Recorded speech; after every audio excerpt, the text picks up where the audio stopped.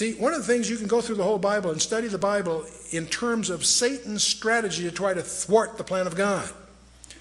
And when God indicates that his redemptive plan is going to come from the seed of the woman, he starts attacking Adam's line in Genesis 6 with the Rephaim, with the Nephilim. And that's God's response, of course, to the flood.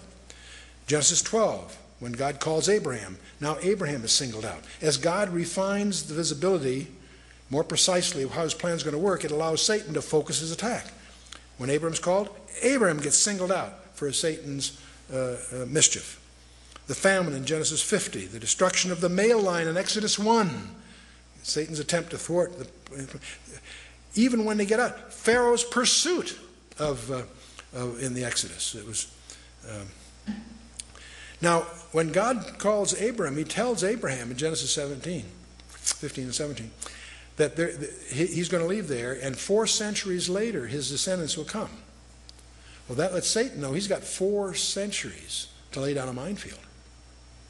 And that's what we're dealing with here in the Rephaim in the land. And when God calls David in 2 Samuel 7, allows Satan to focus on David. And the attacks on David's line. Joram kills his brothers in 2 Chronicles 21.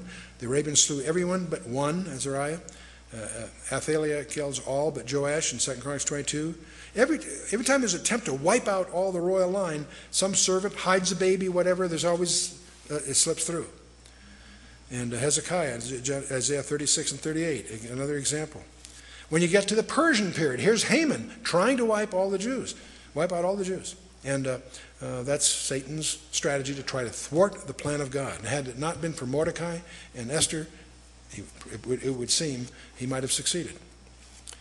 And New Testament strategies. Remember Joseph's fear when he found out Mary was pregnant. He was going to put her away privately. God says, no, don't do that. That's part of my program. Herod's attempt when he wipes out all the babes in Bethlehem. It's Satan's attempt to wipe out God's plan. At Nazareth, in Luke 4, when Jesus uses Isaiah as his mandate for his ministry, Isaiah 61, we're going to throw him off a cliff, but he slips away. In Mark 4 and Luke 8, there are storms at sea, and I think they're both supernatural ones. That's why Jesus rebuked the sea and so on. And of course, the ultimate thwart was the cross. The cross. And this is all summarized in Revelation chapter 12. You can study it there carefully. But the main point of all of this is that Satan is not finished yet. And that may be what the UFOs are a preamble to. By the way, what does the Golan Heights, Hebron, and the Gaza Strip have in common? They're in the newsday all the time, right? These are the areas that Joshua failed to exterminate the Rephaim. The word Rephaim means the dead, the walking dead. Isaiah 26:14 says they cannot be resurrected. These are strange creatures. And it's interesting, if you study the strongholds that they failed to defeat, you'll notice that those same regions are the territories, the so-called West Bank, that are in dispute today. I think that's fascinating. Not Joshua, but his descendants failed to deal with these issues, and they plague them to this very day.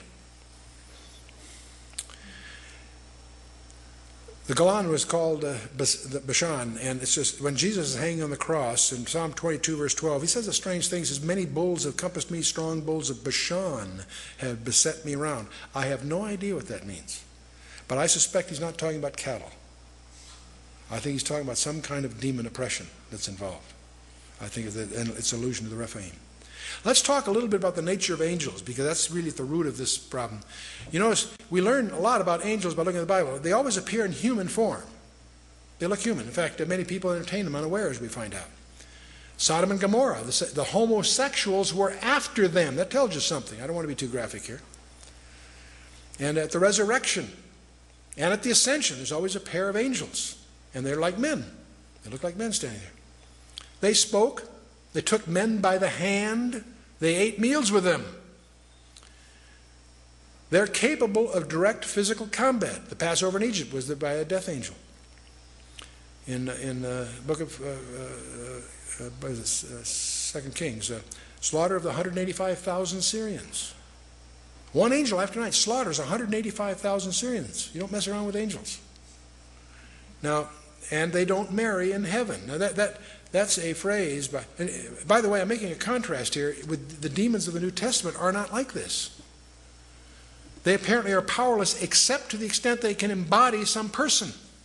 They're not like angels. Don't distinguish between fallen angels, the bad guys, and the demons.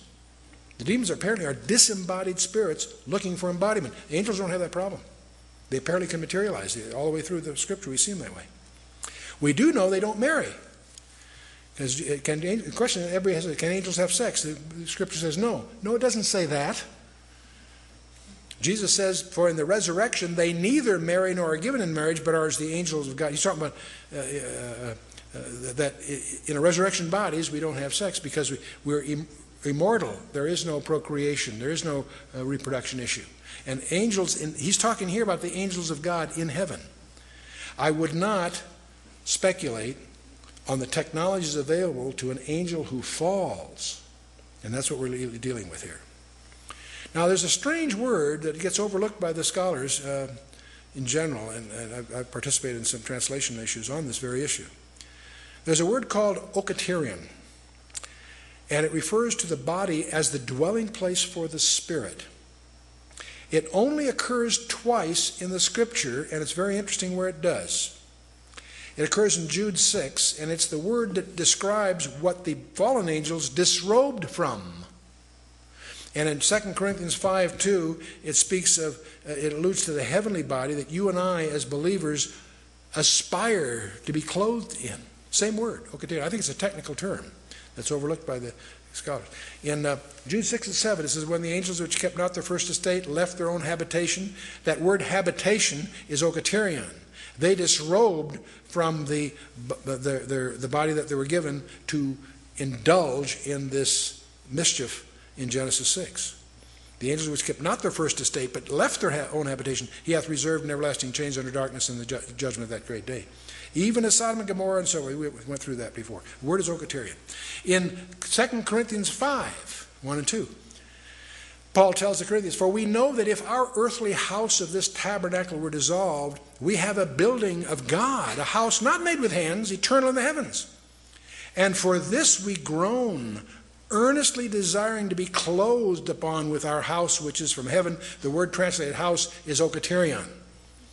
That which those angels abandon is what we aspire to, that kind of a habit, if you will. Okaterion again. Anyway, let's talk about something else we talked about earlier and mentioned earlier we should get into. Alien abductions. You know, the disturbing thing is there's continuing a deluge of cases being reported that are too weird, too bizarre to take seriously on the one hand, but they're too frequent and too consistent to ignore. And estimates of 1 to 3% of our population have been reported in the professional journals. All the strange episodes seem to involve the implanting or the harvesting of human fetuses as a primary topic. It seems that if these creatures are real, they're very preoccupied with the human reproductive process. And that causes us to wonder, could this be leading to a repetition of the strange events of Genesis 6? Is it possible that this is the hint that is included in Jesus' remark, as the days of Noah were, so shall the days of the coming of the Son of Man be.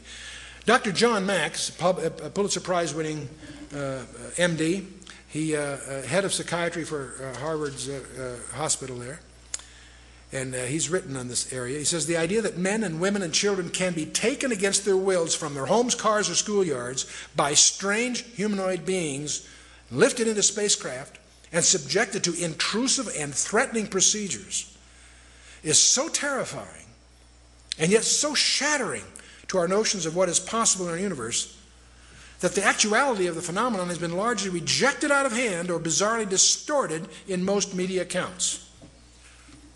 This is altogether understandable given the disturbing nature of UFO abductions and our prevailing notions about reality. The fact remains, however, that for 30 years and possibly longer, thousands of individuals who seem to be sincere and of sound mind and who are seeking no personal benefit from their stories have been providing to those who will listen consistent reports of precisely such events. By the way, John Mack has personally dealt with 76 cases himself. He's profiled others.